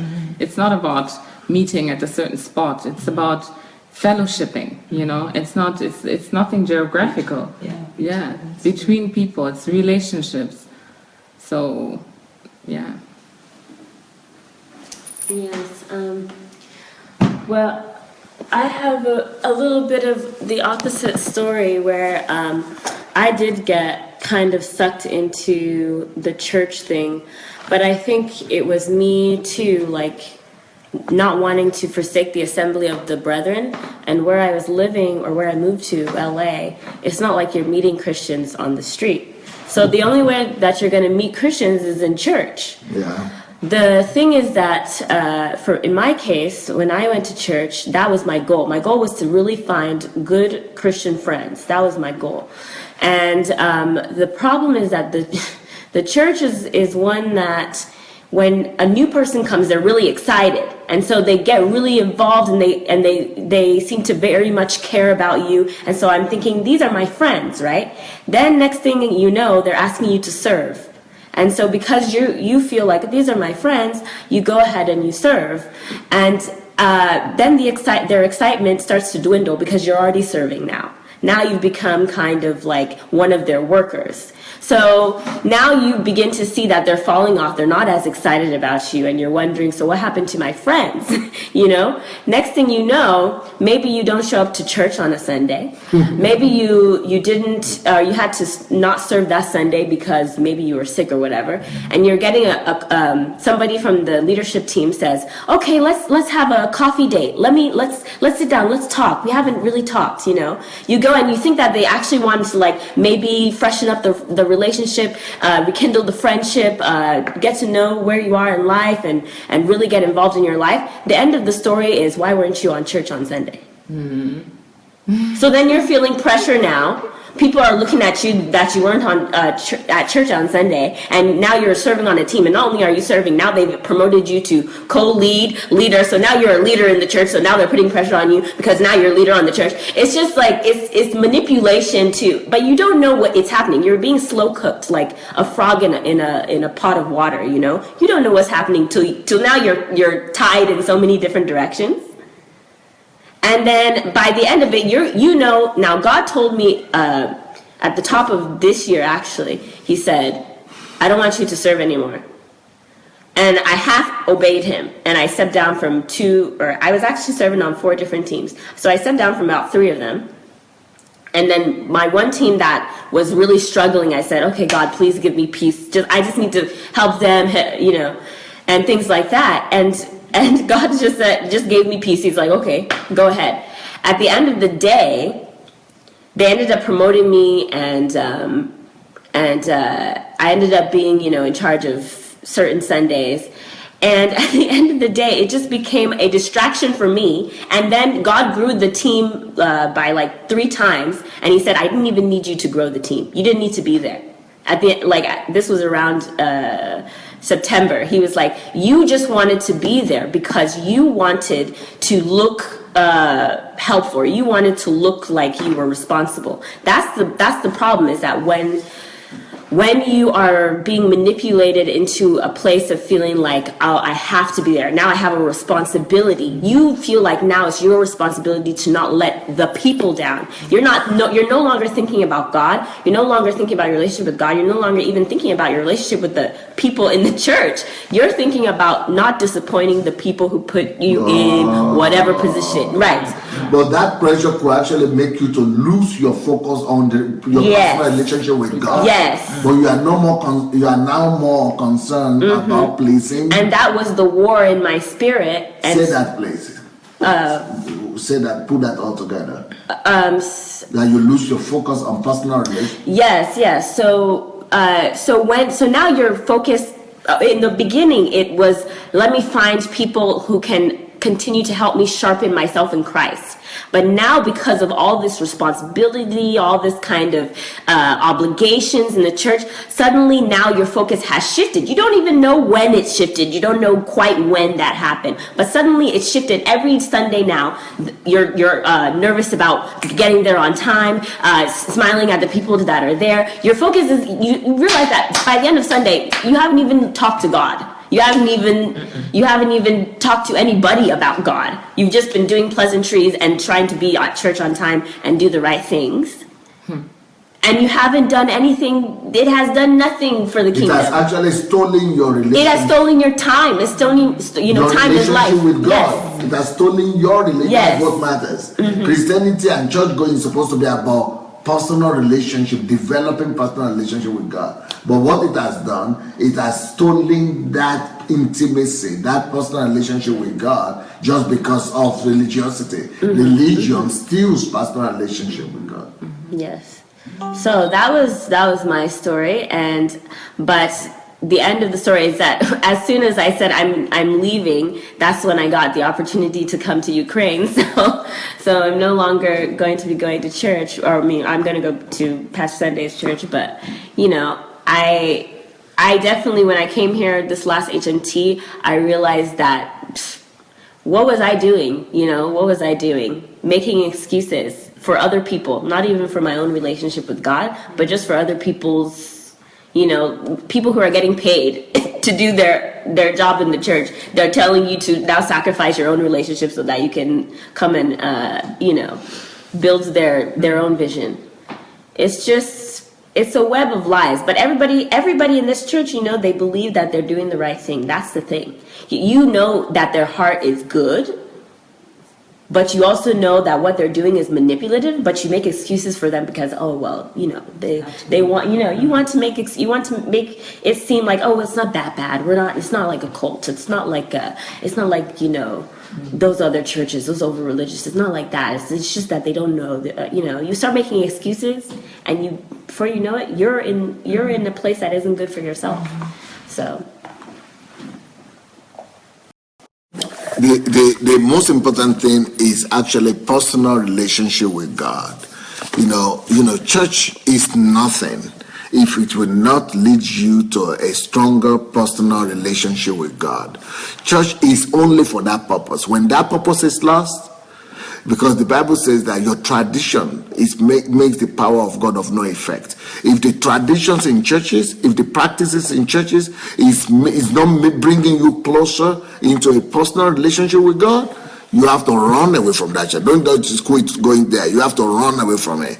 And you only go to a church that strengthens your relationship with God and that helps you to fulfill your calling in God. Those are the kind of churches you should look for. If not that, it's better for you to just find people of like-minded, believers like yourself, and just be with them and, and strengthen each other in faith. That is what the original concept of don't forsake the assembly of your brethren is all about.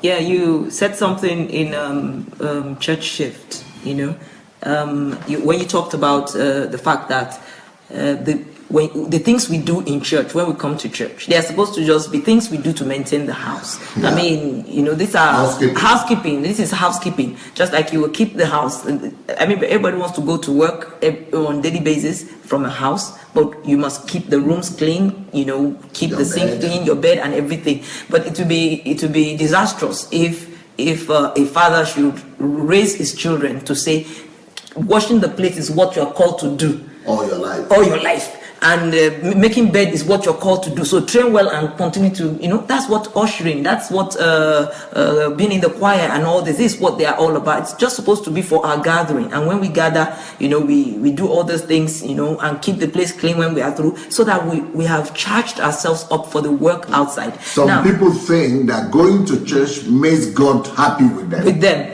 But it's supposed to be the opposite. Going to church is supposed to make us love God better. They think that when they go to church, they make God service. They make God to love them better. Going to church makes God love me more. But really, it's supposed to be going to church make me to love God. That's what the Shigo is writing here. You know, going to church is supposed to draw me closer to God, to love God more. But what we think is that it is going to church by itself makes God to be pleased with me. But rather, it's supposed to be me getting to know God more and be, more in love with God. That's what church is supposed to do for me. Yeah, and then when the church now, it now looks like what the church is doing to everyone now is leaving people without vision, because everybody buys into the vision of the pastor, leaving everybody without money. It's like you've used all your spare everything to service your gathering, and then leaves you without energy.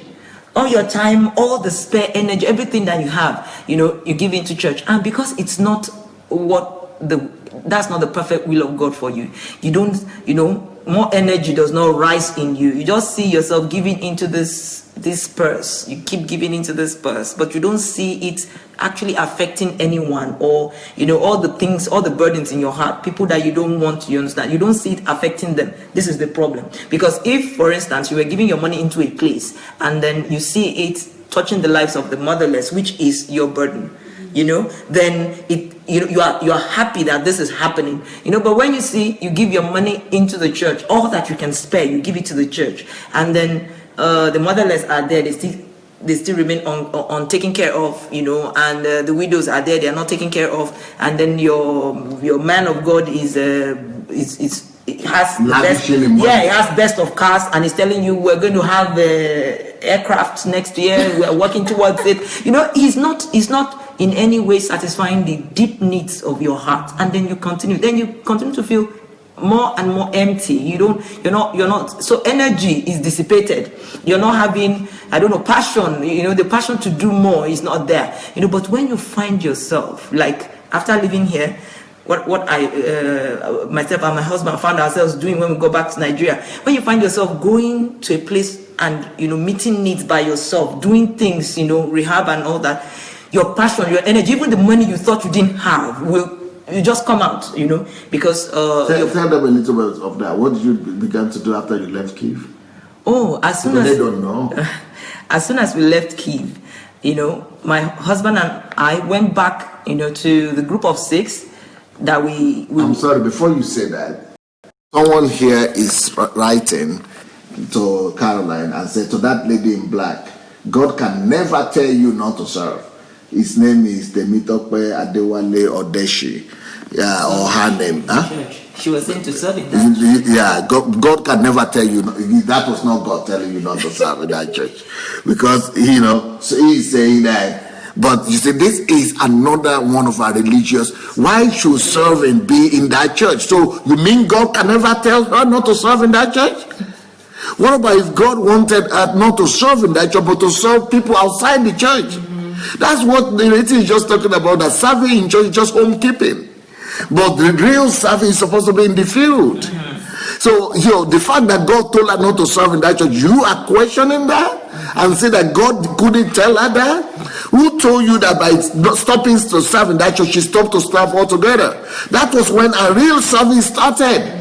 That was when a real stewardship started. But it's also strengthened her relationship with God. She stopped serving in that particular church because she needed to be closer to God, first of all. And then she needed to know and have more time to serve people who are really in need.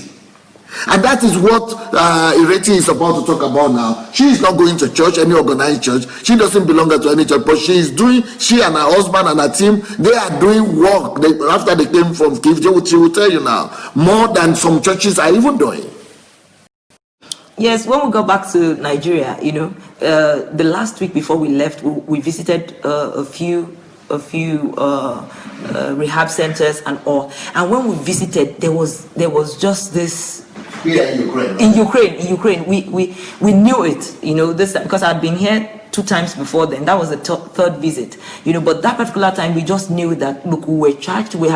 Something had been birthed in us that going back, we were definitely not going to go back and sit down.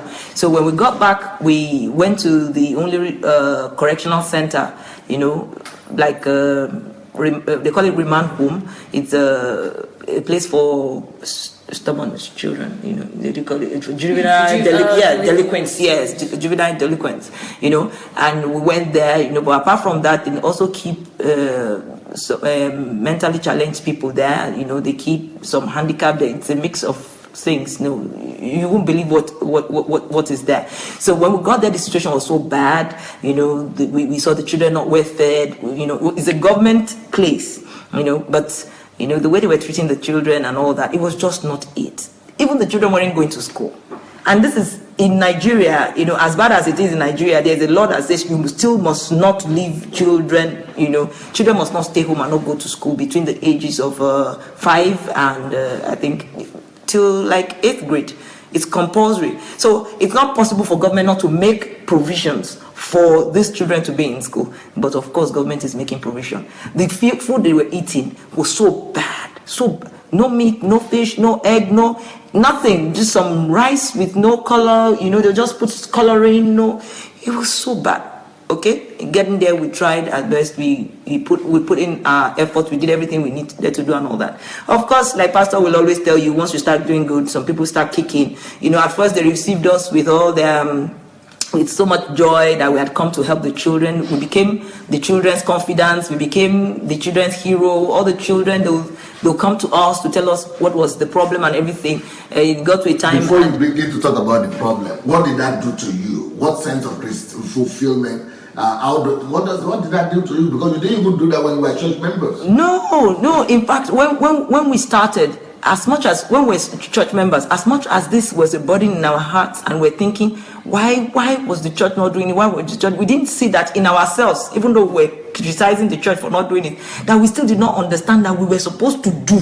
That we're supposed to just go out there. So when we came there, the answers. That we're the answers. It's not about the church is not doing, the government is not doing, someone is not doing. It's you. We are the answer somewhere. So when we go back, what we should underline. Yes. A lot of Nigerians, they only complain. The only thing we do is complaining. Yes. So now when we go back, instead of complaining, we just, you know, we set out and started doing it. 6 of us, and we entered into the rehab and did all that. Now what we found out was that, as I was saying before, look, even the money that you thought you didn't have, it will just come out. You are no longer thinking, oh, school fees in a month's time is going to be school fees. But the good thing is you are thinking, tithe and offering, it has purpose now. Of course, you will go beyond your tithe and offering. You will not be arguing, should you be 10% of tax, or should it before tax? You will forget all that, because your heart, your passion is all there. You feel like giving it all and giving, you know, you've not, because the needs are there. It's the needs that are prompting you. It's a chance to affect a child, affect a mentally challenged, affect the inmate that is driving you, and you're not thinking, oh, I'm supposed to buy this for the house. You know, there were times that you will buy eggs and stuff, and you're thinking you have not bought the one for the house. No, they need all this. You know, yourself, you find that yourself takes, you know, the back. It goes, you know, to the back. You know, it's now about people and all that, and you find so much fulfillment, so much joy. Every day you go back and you're like, God, I know that this pleased you. You understand? You know, because you know yourself that this will not have been you. What you'll have done with this money will definitely not resemble what it did today, you know. So I just know that, no, I just know. And he too, you know, when he finds joy in what you're doing, it's like the joy is contagious. When God is happy, you know, you just find this joy in your heart, because it's been a beautiful day. But different in church and doing nothing and thinking, oh, but I went to church, but I paid my tithes, but I gave offering, and so God should be happy. I've said, even though I'm not solving any problem, it's God's business. But I really want people to go and share this message. Please, let's go and share this message. This will really be revolutionary. Let's go and write something about this. Let's write some comments, some remarks. Let's share the message. You're under the video in your device, you will see some option or some button that you need to press to share the message. Let's go share this message. Now, someone is saying that actually it's TY. I don't believe that Pastor Sunday is saying that you shouldn't go to church. Stop going to church. Well, that's exactly what I'm saying. I'm saying you should stop going to any church that is not strengthening your relationship with God.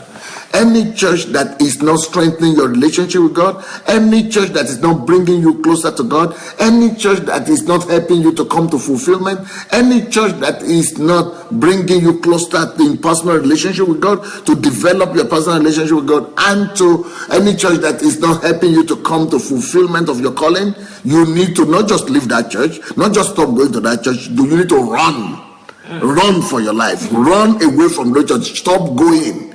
And instead of going to those kind of churches, go and find fellowship of equal-minded people, people who love God like you, people who could strengthen your relationship with God, people who could help you to get your relationship right with the Lord. I go to church because I believe in the church that I have, that the church that I'm pastoring right now, it strengthens my relationship with God. It strengthens people's relationship with God. So I am a pastor of a church. I go to church, and but it's because I believe in this church. I see that it strengthens my relationship with God. If you know that your church strengthens your relationship with God, if you know that your church is helping you to fulfill your calling, then you have to go to church. Either it's a fellowship of small group or organized church, anything. But if it's not, run for your life.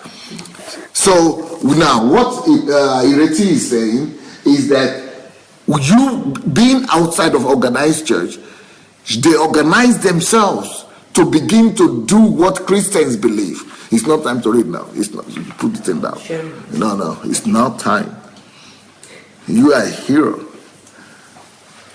Focus. Okay. So what they were doing is that they got themselves together as Christians to now do what Christians are supposed to do without going to the organized church. And when she was going to an organized church, they were only taking offering from them and tithe.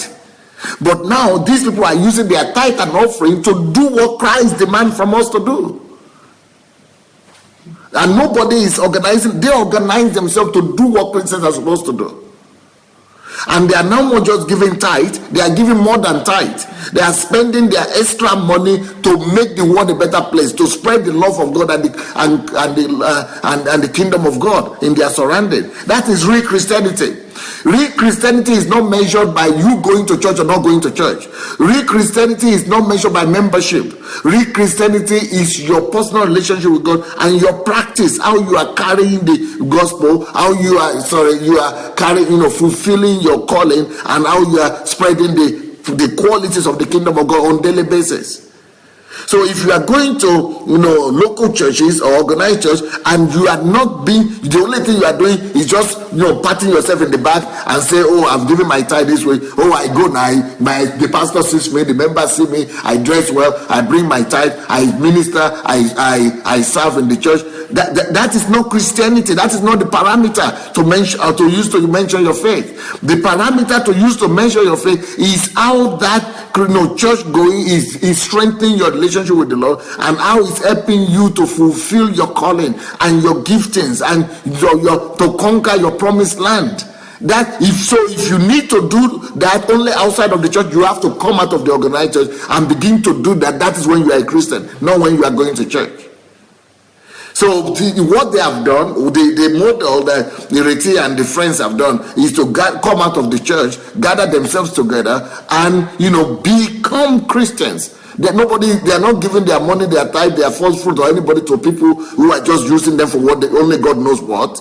But they know what their money is being used for. They know what they are using their tithe and offering for. They are using their tithe and offering for what it matters, for what it's meant for. Didn't you know that there were some needs like that before in that city? How long have you been in that city?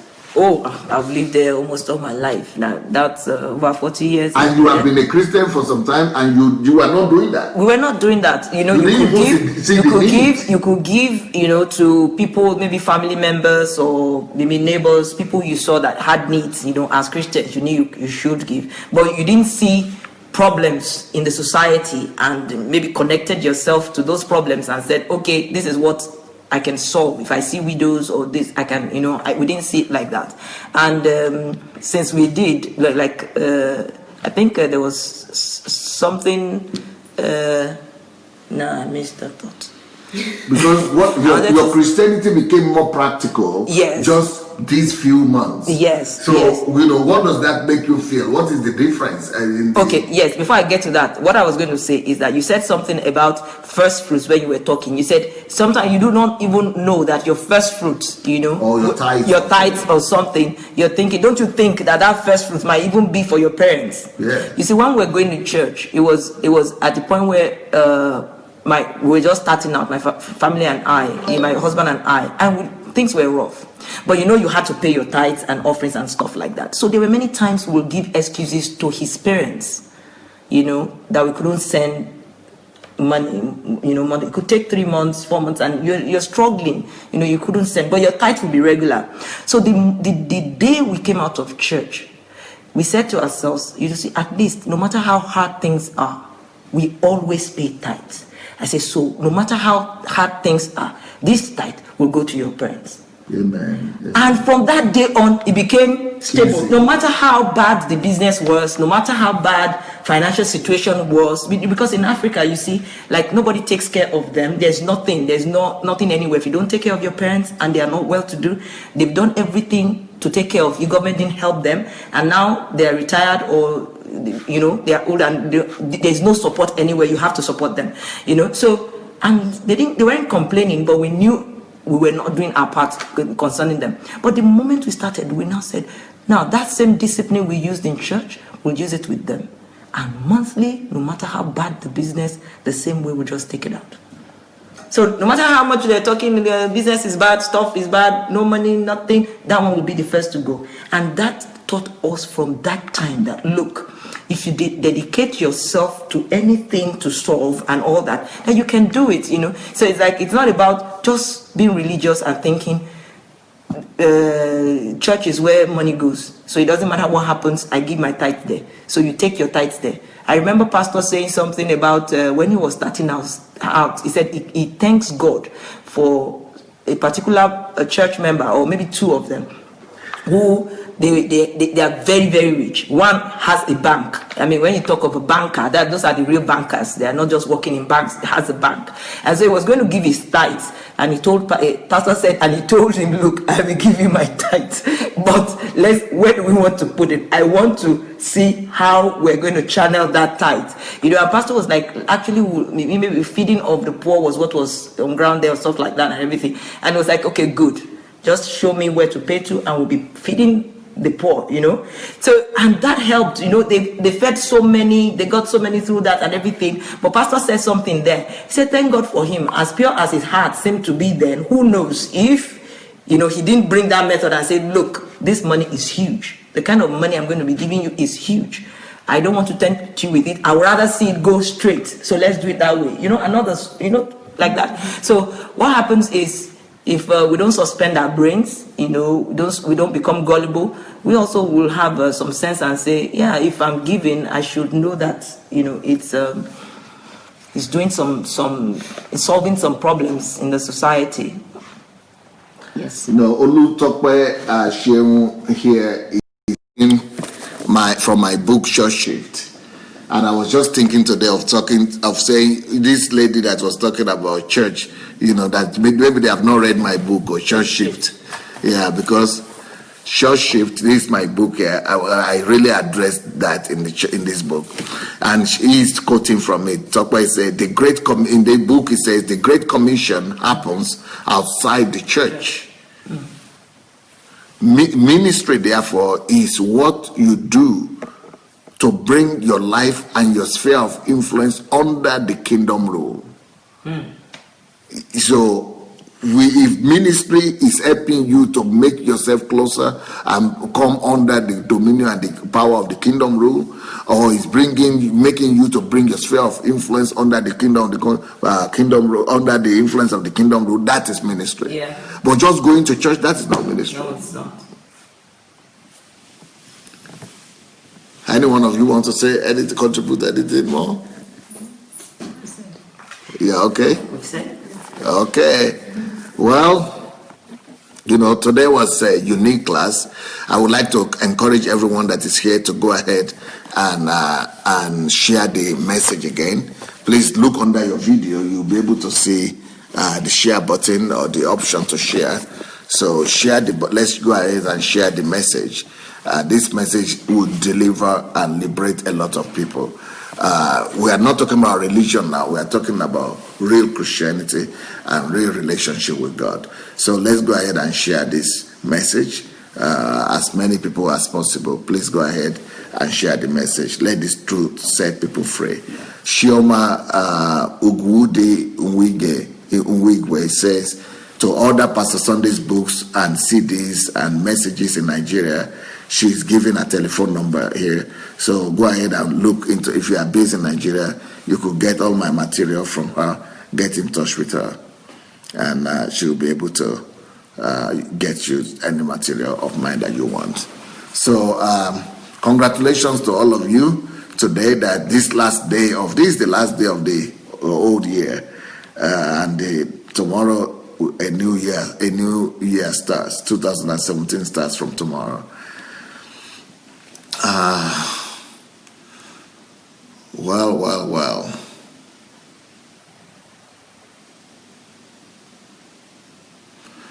Like I said, we are going to be doing our live broadcast tonight, maybe from about 10 o'clock our time, maybe 11. But no, I'm going to come as usual. I'm going to come to do our program as usual at 9. I will come and give my last message for this year, still talking about this topic. On values, why we must change the miracle focused gospel to value focused gospel. So I'm going to talk about that tonight, and immediately after that particular one, we will be doing our live broadcast for the crossover night, and then we'll have some party there in the church, some praise, some you see how we meet New Year. And after that, then it will be tomorrow morning, it will be Sunday morning, and I'll be back again at the same time tomorrow morning to start the new year with you with another message. I'm constant like the sun, like the moon. Constant. I will be back tomorrow morning. So we'll start another message tomorrow morning, and then in the evening, and we'll start a new movement from this week, from the new year.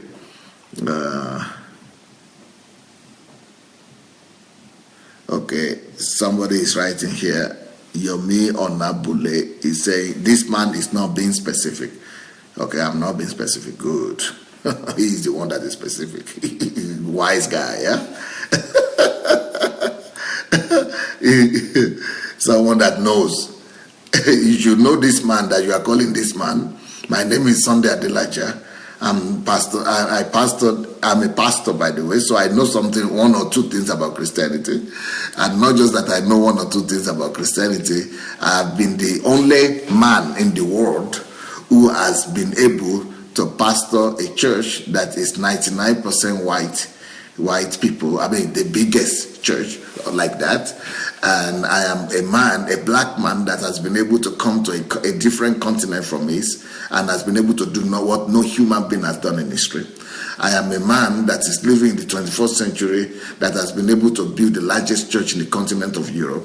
I am a man that has been able to, subdue a continent and a nation to the power of the gospel, and by being everywhere in politics, in education, in infrastructure, in technology, in culture, in education, in business, in any sphere of life, we have been able to penetrate it with the gospel. So this person is not just this man. This person knows one or two things that he's saying. I've taken the gospel far and wide. I've taken the gospel to the extent of the United Nations. I've spoken the United Nations twice, or maybe thrice even. I've spoken in the United States Senate with the gospel. I've gone to the Parliament of Japan, Japanese Parliament with the gospel, Israeli Senate with the gospel. The Netanyahu, the Prime Minister, you see my picture with him, going to the internet and check for it. So this is not a man that is just talking. It's not just a talker here. It's somebody that has proved it. I've done it, what I'm talking about. So if I'm saying these things, you must know that there are serious reasons why I'm saying what I'm saying. And what I'm saying, they are not just some barbering or blabbering or some rambling or something. It's not just stupidity. These are thoughts that can help the body of Christ in general. These are no words of foolish man that doesn't know what Christianity is. This person knows or understands one or two things about Christianity, believe me. So he's saying this man is not being specific. If you want you to really hear specific, listen to all my other broadcasts or go to my blog and SundayAdelajablog.com, and you will see a lot of specific stuff there from this man. What Christianity is not, when the preaching is based on prosperity instead of salvation, because preaching salvation is what lets any Christian have a good relationship with God. Well, thank you for that information. I don't know how old you are, but I've been preaching Christianity maybe before you were born. I've been preaching Christianity and salvation maybe before you were born. So I know one or two things about Christianity, my dear. Yeah.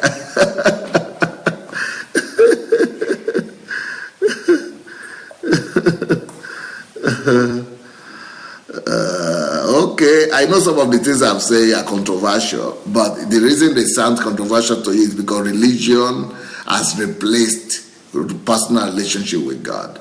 Religion has replaced God's knowledge, and people don't have or enjoy God's knowledge right now. They only know what pastors have told them or what their leaders have told them. So they only keep on repeating what they've heard or what they've been taught. So they are not actually doing or living out their life in accordance to what they know to be the truth. So the things I'm saying, they might look strange right now, but after some time, you will discover that, wow, there is some truth in what this guy is saying. Yeah, that guy knows what he's saying, believe me. And your pastor, you go and ask your pastor about who this guy is. He will tell you that it's not one of the guys that could just be brushed aside and said he doesn't know what he's saying. You might not know, but your pastor will know. Or anybody who taught you Christianity will know who Pastor Sunday is. So, thank you so much for your time. Like I said, I'll be back tonight. And I'll be back tomorrow also. Every day we are on. Then from Monday, we have what we call History Makers Training. And HMT is called. So we're going to start HMT from Monday. And we're going to start a new year with new concentration, with new focus, and with new goals. And unfortunately, I'm not sure we're going to be transmitting this particular HMTs for students, but the ones who are going to be here are going to be hugely blessed. Thank you so very much for your time. It was nice being with you this morning. We'll be back tonight. God bless. Bye.